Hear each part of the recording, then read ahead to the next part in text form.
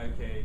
Obviously, Senator Alexander put forward an idea that he's kicked around in the past on Medicaid and on just, letting the federal government handle it, get states out of it entirely. Would that be something you'd be in favor of? That way you don't have to rely let the federal government totally take over Medicaid? Yeah. And the states take over education? Yes. That's an interesting concept. And I just wondered that he's been there so long why he hasn't brought it up before. He said he talked about it under Reagan. That's been a long time. And I actually like Lamar Alexander. I think he's a good senator. But if you look at they always talk about us competing with the other countries. And I talked to a Vanderbilt professor about this on New Year's Eve. Matter of fact, we were talking about education.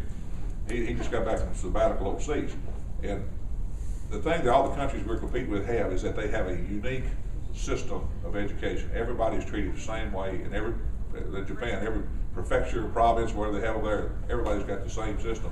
Where we have, he said, and they thought one of our weaknesses is that we got such a combobulated system over here with all the, we got 95 counties, got 116 school districts, or 30 school districts, so that may be a problem. So I don't know, any idea is great though, and to solve a problem.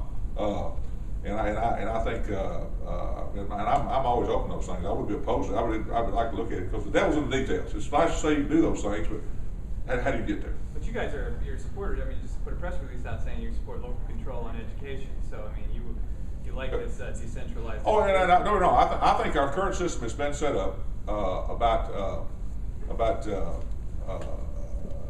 that local does have control, and I think that's the way it has worked here in Tennessee. If we want to have another concept, another way of doing it, that's great.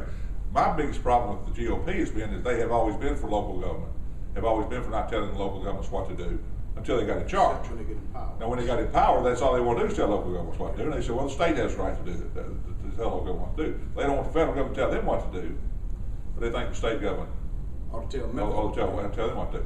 I think that's a little hypocritical. But however, if you want to flip the system the way it works and have more a statewide system, everybody's treated the same.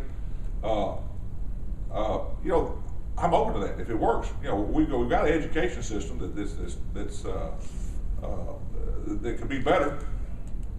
That doesn't quite work. It doesn't quite represent all kids that way, to educate all kids the way it should be.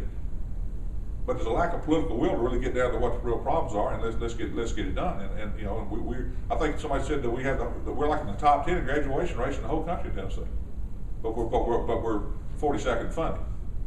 So there's some issues there, and there's a lot of issues. It's just the will to get it done. And there's some people on the other side of the aisle who do not like public education. They'd like to do away with it. So that's always a problem too when you're trying to fix something. You get somebody who don't want it to be in existence. Mr. Chairman, let me tell you like this, that question right